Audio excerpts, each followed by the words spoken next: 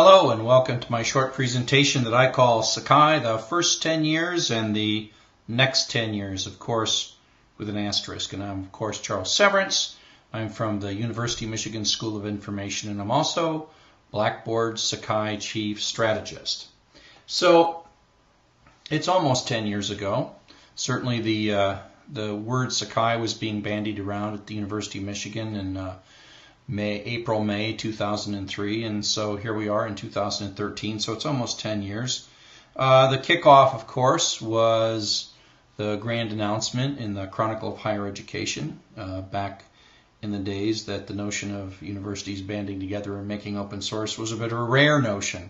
So it got a lot of attention. There's things that have come since, like Kuali and other things, but Sakai got a lot of attention. We had really high hopes when we started. We believed that somehow we were going to be special and we were going to be different. Now I'd like to call to your attention something I just saw on a really cool blog post from Darcy Norman. It's his law of e-learning tool convergence, and that is any tool, no matter how openly designed, will eventually become indistinguishable from a learning management system once a threshold of supported use cases has been reached.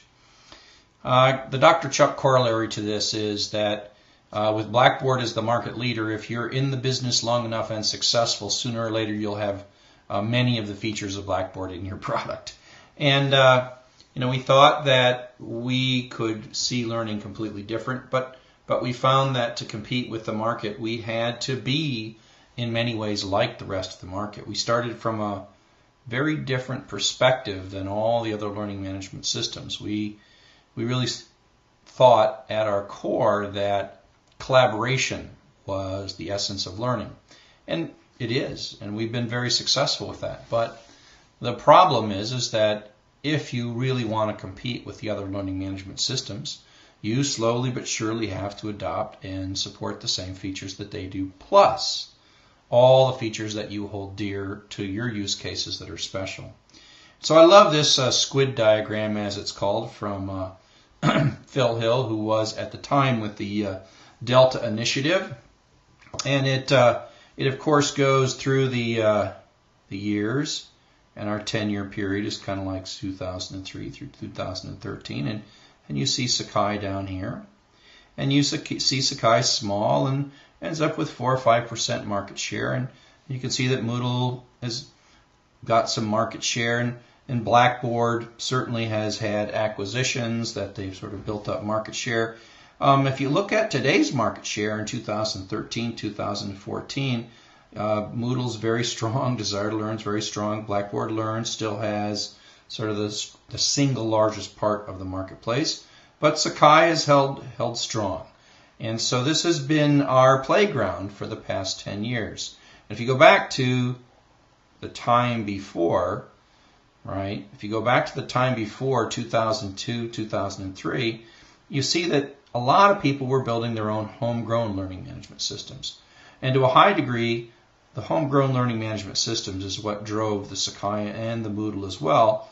And then things like Desire to Learn and Moodle also have benefited from taking market share away from Blackboard. You can see that they're getting larger. Sakai really hasn't taken that much market share away from Blackboard per se. I mean, there has been some, but not so much.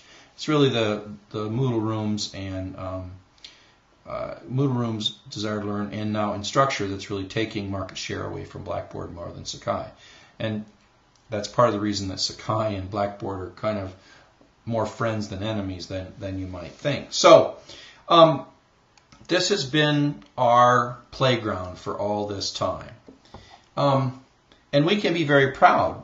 This was a recent data published at the EDUCAUSE last year, or 2012 EDUCAUSE. And there we are, right? 6% market share. I think this is heavily United States. More market share than Instructure. And, Desire to Learn, Blackboard, Moodle, and Desire to Learn are ahead of us. They are sort of very organized and well funded. Moodle is very well funded because of its Moodle's Partners program that raises quite the funds. And so really in this whole thing, the only real true open source that's not sort of gathering funds and running things centrally is Sakai. So I think we can be very proud that 10 years later we have a non-trivial and stable market share like that. Now, one of the things that sort of, especially for example, as we see these MOOCs coming out, the Gartner hype cycle applies to everything. And if you take a look at Sakai, if you heard me talk before, Sakai had this problem from the moment in 2004, where as soon as we were announced, the hype went crazy. You know, in the first year, we just rocketed upwards. It was exciting times. And it was also time where our software was not nearly worthy of the hype it was getting. Our 1.0 release was not much of a learning management system, and our 1.5 release was not much better. Our 1.5 to our 2.0 release, it's really what saved us, right? The 2.0 release was a nice piece of software. We got rid of most of the really horrible things that we were doing in the 1.0 and the 1.5 code base, moved more towards a clean Java servlet pattern. And if we hadn't made it 2.0, I think that we wouldn't even be having this conversation if 2.0 had not come out. And then kind of 2.1, 2, 3, 4, and 5 were just sort of finishing kind of the gaps in 2.0 that we had erased and fixing things up. And after 2.5, there was kind of, between the 2.5 and the 2.6 time was when the open academic environment started being discussed. And from the CLE's perspective, this was kind of the beginning of a bit of a dark age, because the perception of the Sakai 2X CLE was kind of going downwards, right? And so there was talk that the 2.7 would be the last release ever of Sakai. That was some of the discussion, and so we went sort of into this trough of disillusionment where we thought that the Sakai 2.x was done, and OAE would at some point replace it and rewrite it, be rewritten and replace the CLE. And of course that didn't come to pass for a lot of unfortunate reasons. But at some point I think it became more clear that the CLE was going to remain our most relevant product, at least the product that was supporting millions of people every single day. And the 2.8 release was kind of a turning point where we kind of said, okay, it's time to reinvest. But the problem was we were sort of stuck. We had a lot of people stuck in the 2.6, 2.7 time frame in the version. And still we do have a lot of people stuck in the 2.6, 2.7. And the 2.8 really wasn't much better product than 2.6 and 2.7 were. And so there was sort of this notion that we might not have much of a future. And then Sakai 2.9 came out, and Sakai 2.9, took us almost 2 years to produce, but it's a nice piece of software. And Sakai 2.9 sort of is kind of where we should have been, right? If we'd have just sort of drawn a straight line, Sakai 2.9 is a great place to start.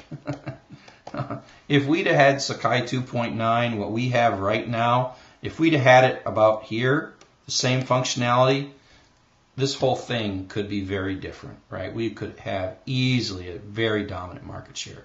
But it just took us that long to get Sakai 2.9. So that's kind of my sort of mapping on the Gartner hype cycle of our release. But what's good is this is kind of like the plateau of sort of effectiveness, and that is we are well poised as we look into the future towards a situation where our hype, our marketing, and our actual product are very much in alignment, and we can move forward gently and clearly and do really good things going forward.